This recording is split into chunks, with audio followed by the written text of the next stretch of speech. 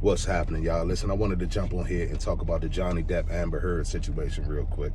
So I'm not sure how many of you guys have been keeping up with the case, but I've been watching it for the last few days, and I think it's a very good example of what we talk about here on this channel. So I think it's good for us to talk about it and touch on it in this case, because it's actually going on like real time. It's something that we can discuss right now, and it has everything to do with what we discuss on this channel. So if you guys are new here, we discuss narcissism and narcissistic abuse and domestic violence on this channel. So I think that in this case, this is a very good example of a male victim of a female narcissist, and it's not an easy thing to do for a victim, for any victim at all, to speak up against their abuser, but it's extremely hard for male victims to speak up against a female that's playing vulnerable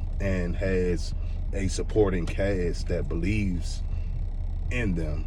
And that's what we get a lot of times with the narcissists and their flying monkeys and things like that. So I think it's a really good example for us to kind of start touching on this case a little bit in real time. Like I said, we can see things unfolding as it goes on. So if you guys have been keeping up with the case, go ahead and jump down in the comment box and let me know y'all are definitely watching the case and everything. But one of the things that I wanted to touch on was, I had watched a few videos of Rebecca Zung. She's the narcissist negotiator. She basically, and I love her videos. Shout out to her. Might go and watch some of her channels. But one of the things that she said in one of her videos that I watched a while back, and it made perfect sense, but she was saying that you don't want to go into court and just call a narcissist a narcissist. You want to go in and you want to present the behaviors, and you want to show the behaviors that they, you know, that's kind of what you want to present when you go to court.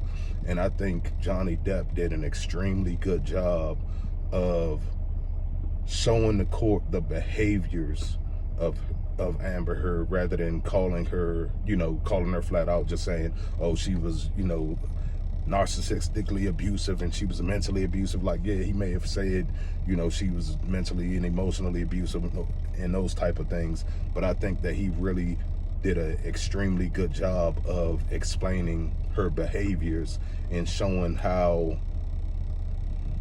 her behaviors affected him in the relationship. And not only did it affect him in the relationship, it kind of affected how things turned out in that relationship. So I think it was a really good example, because it's one of those things where people can't see mental abuse, people can't see emotional abuse.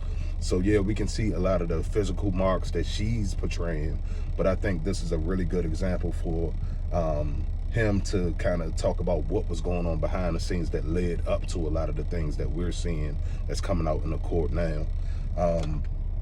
Also, I think it's just extremely vile, like, for a person to get up on the stand, well, not she hasn't been on the stand yet, but to present these cases, well, not in this trial yet, she hasn't been on the stand, but for a person to make all of these different allegations, get all of these different people involved.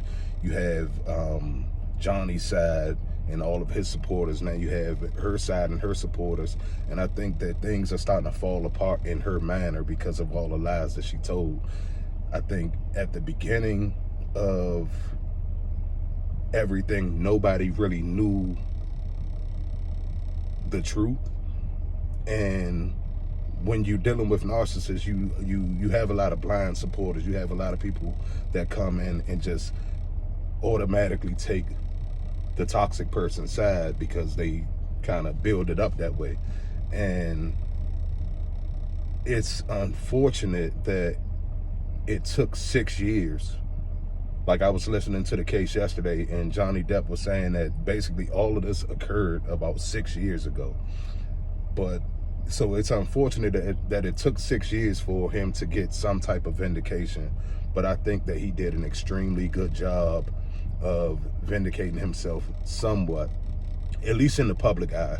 Like, one of the things about him being an entertainer, I feel like is a strong suit and a help to him, is that all he really has to do is win in the court of public opinion. Like, he was able to express himself and show that she was definitely abusive to him, and she admittedly, like, there's tapes of her admitting that, of her hitting on him and things like that.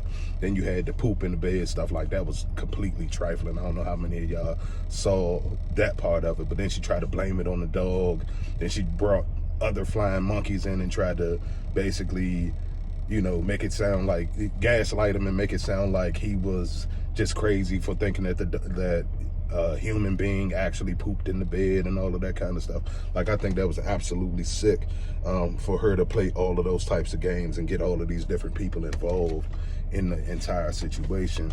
But like I said, I think he did an extremely good job of not calling her out as a narcissist, but just explaining the behaviors and going through some of the things that she did, which kind of showed that she may not be playing with a full deck of cards upstairs. It's like no sane person would do some of the behaviors that she did. So I think it was important for him to paint the picture in that way. Now, what I didn't like is that they kept trying to bring up his drug abuse and all of that kind of stuff, because that's really not what we're talking about on the case. And I feel like maybe it would hurt him a little bit, because it seems like they're harping on the fact that he was addicted to, you know, drugs and things like that. So maybe they're trying to say that he was in an altered state, and these are the reasons why some of the abusive situations happened, and it wasn't just on her. But, and I'm not saying that, you know, any relationship, when you are dealing with any relationship, everything is kind of 50-50. But when you are dealing with narcissistically abusive relationships, you have to kind of take that into consideration, because then things don't become 50-50. Like, as we all know, that the narcissists don't play 50-50 game. It's all about them in the first place. So the fact that, like I said, he was able to get on there and really discuss the things that happened in their relationship and the actual facts of things that happened. He, you know, he wasn't really able to tell about a lot about the emotional side of everything, on how he felt about this or how he felt about that. He, like, literally laid all of the facts out on the table. And, you know, a lot of the stuff won't be able to be refuted because of the tapes. Like, I feel like a lot of the audio that they have is really damning in her case, because it shows that she was definitely being abusive to him.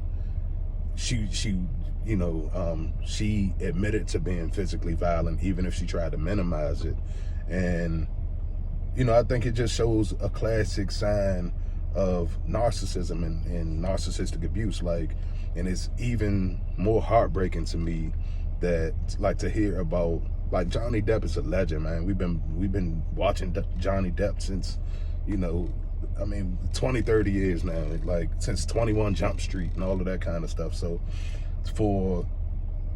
to hear about his childhood, and to hear about, you know, I know it kind of reminds you guys of some of your childhood, and I know it reminds me somewhat of mine. We don't necessarily have all of the same problems and everything, but I can definitely empathize with him about his childhood. So the fact that he grew up with what seems to be a narcissistically abusive mother, and then he went on in life to be successful, and he went on to do all of these great things, and then for him to meet someone who was similar to his mother in his adult life, it just kind of shows that cycle of us, you know, perpetuating what we had been through as a child. So it's kind of like, that's why we have to get over our childhood wounds. We end up being with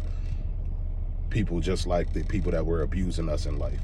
And until we get over those hurdles in life, and until we get over that hump, we end up just continuing that cycle and repeating the cycle. So it just kind of shows that he dealt with this. He had already dealt with a rough childhood, and then he went on to do great things in life, and it was kind of like this circle and this pattern of, you know, him trying to still find his own happiness and his own peace. And he ended up being with a woman like her who was a manipulator, a deceiver, a cheater.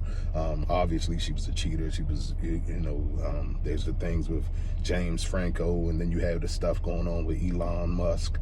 So it's like, it's extremely sad to see a man, and a lot of times men don't have a lot of choices when it comes down to children and things like that. So it's really sad to see a man going through that, especially a man of his stature, because I mean, it's Johnny Depp, you know what I'm saying? Like, this is somebody, so it's like, if this could happen to a man of his stature, then, you know, the everyday Joe Schmo, you know, normal guy, average guy, it's like, imagine what they're going through behind the scenes and don't have the money to fight these kind of things in court, don't have the money to, like, don't have the friendship network that can kind of, you know, hold them down and that kind of thing. Like, it's extremely rough on a lot of men, but I think this is a good example of domestic violence towards men. And I think this will kind of open up, you know, at least start to open up the world's eyes to the fact that it's a lot of narcissistic women that target men. And the way that the world is, I feel like a lot of times they've gotten away with it up to this point. And like I said, for those of y'all that don't believe in karma, I think that this is definitely one of those signs of, like, the karma is real. And it took Johnny Depp 6 years to get it, but it's definitely real and it's definitely here. So I just wanted to drop this video real quick, man. I'm hoping that y'all are watching this case because I think you guys can learn a lot from the case. I'm definitely watching to learn, especially those of you guys who may end up in court with a narcissist or have child custody battles or divorce coming up, any of that kind of stuff. I think it's a really good case for y'all to, you know, watch and kind of just pick up the valuable lessons and the valuable gems in the case.